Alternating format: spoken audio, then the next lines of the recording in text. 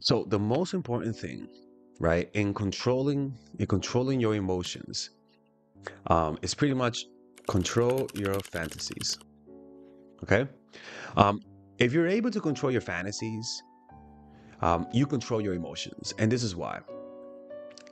What usually creates craving for a drug is the mental projection of the future, thinking about using the drugs, right? You're hyping up the experience of doing the drug, even though you know you're not get that high. Your brain says maybe we could chase the dragon, right? And those high expectations creates a desire for it, right? You'll notice that you start to tell yourself how great it's going to be. You start verbally affirming yourself how awesome it's going to be, and this creates even more attachment to the situation.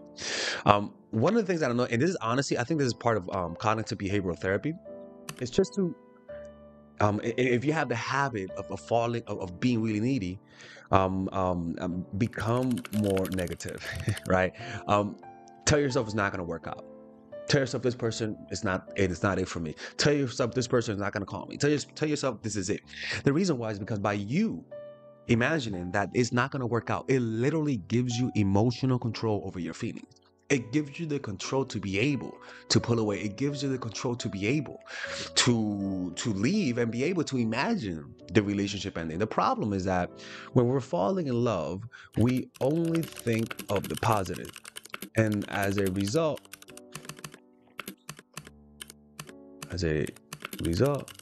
your emotions get out of control, right? And this because the reason why they get out of control is because that's not reality. It's impossible for you to, um, it's impossible for something to be so positive. You get what I'm saying? So this, by you being so disconnected from reality, it causes you to lose control. When you meet someone that you like and you think you have good chemistry, tell yourself it's not going to work out. It's not going to work out. It's not going to work out. Or imagine that one day it's going to end. By you tamping down those fantasies, those creepy fantasies that you have that tends to hype up the situation, it'll give you more control. As soon as you let yourself imagine that you're going to get mad, walking on rhythm and living in a castle, even though it's not real, your mind likes the fantasies, and it'll create an attachment to the situation without even you knowing the person. Like literally, like just control your fantasies, control, lower your expectations. Always remember, happiness and neediness is a function of expectations, people. Always remember that. Um, Unfortunately, some of us, when we were children, never learned how to fully control our emotions. We never felt comfortable. Maybe our parents, when they tried to console us, were too aggressive and actually aggravated us. So as a result, we wanted validation and feeling better, but the person who gave us the comfort was not doing it correctly. So you learn to want, but as soon as you get some validation, you realize you don't want it, but you're still left with the feeling. So, what are some ways that we can control our emotions in a way that allows us to have the presence of mind? Because the truth is, this is truly about developing presence of mind. Okay, that's truly about that. It's truly about developing presence of mind. And the way that you do this, right? The first thing is surround with people. No isolation. Isolation is dangerous.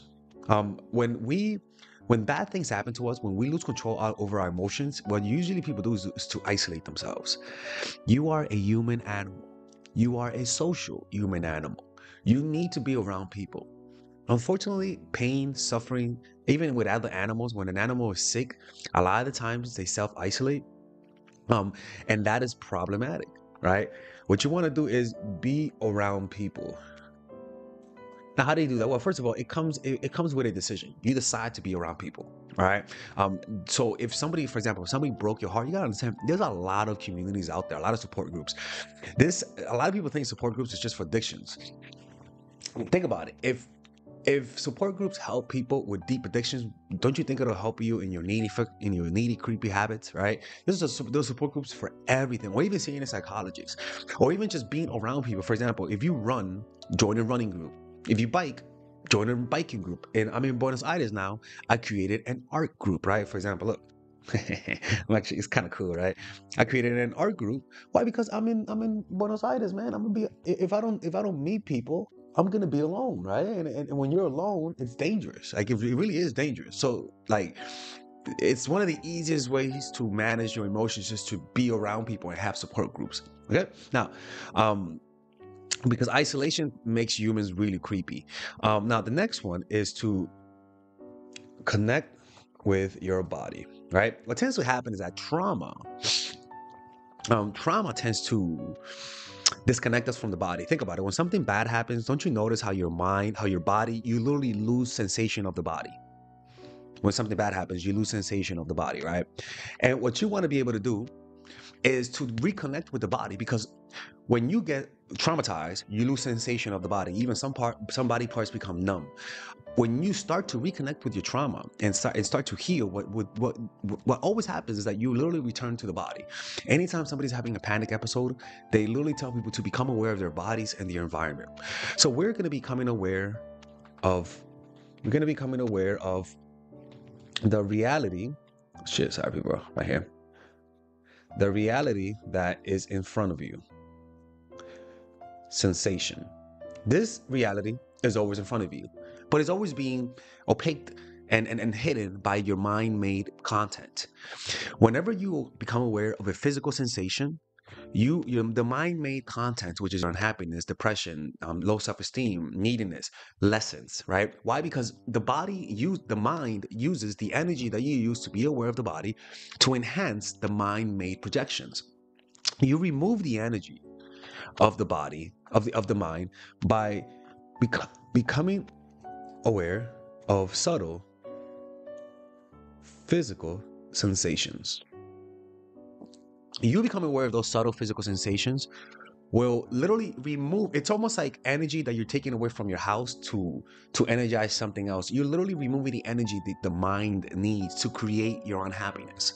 So you reconnect with the body. So what I want you to do now, there's a warning, is if you have schizophrenia, any type of mental illness that causes you to be divorced from reality, talk to a psychologist or a psychiatrist or a doctor before doing this, because we don't recommend people doing that. If you have any type of those type of issues, unfortunately, I will recommend yoga and light forms of meditations. Okay, so you become aware of these of a very subtle sensation. So when you first become aware of your nose, you want to become aware of everything that's inside here, everything that's inside this triangle. Just become aware. And what I want you to do is become aware of the physical sensations and notice the subtle sensations. What is the sensation that you're feeling now that maybe you didn't feel a minute before? And then you do the same thing. What do I feel now that I wasn't feeling a second before? What am I feeling now that I wasn't feeling a few seconds ago? Okay, what am I feeling now that I wasn't feeling a minute ago? What am I feeling now that I wasn't feeling? You don't ask yourself that question, but you're just observing.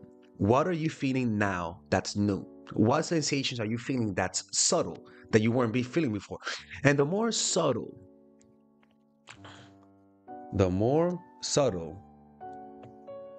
sensation you feel, the more control you have over emotions, right? The more subtle the sensations that you feel, the more control you gain. Why? Because that subtle sensation was always there. In other words, that reality, because it is a reality. That sensation was there. You just were not connected to your body to be able to feel it. So by you feeling that sensation, the subtle sensations you feel 10 minutes from now, for example, if you keep meditating, it's a reflection of how deep you're getting into the meditation. The more subtle, the deeper. The less subtle, the more shallow you are in the meditation, right? So what happens is that you'll notice that there are vibrations that are going on inside of here. The feeling of sensation is really a vibration.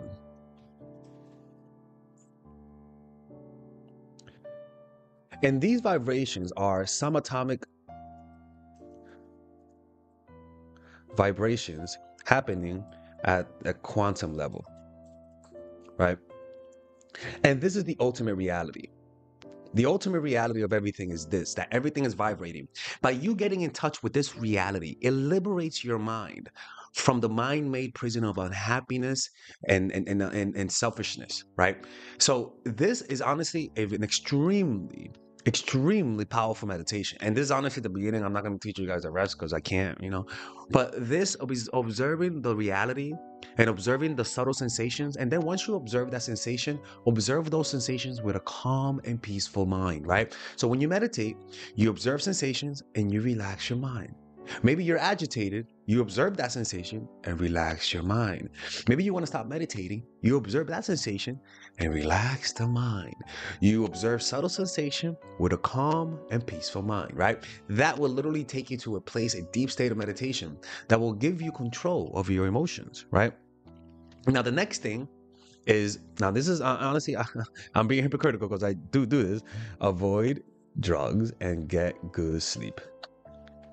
Honestly, especially like hard drugs, I smoke weed, right? But especially hard drugs, cocaine, that kind of stuff, that will literally make you lose control over your emotions. So please don't even fucking try that. And good sleep.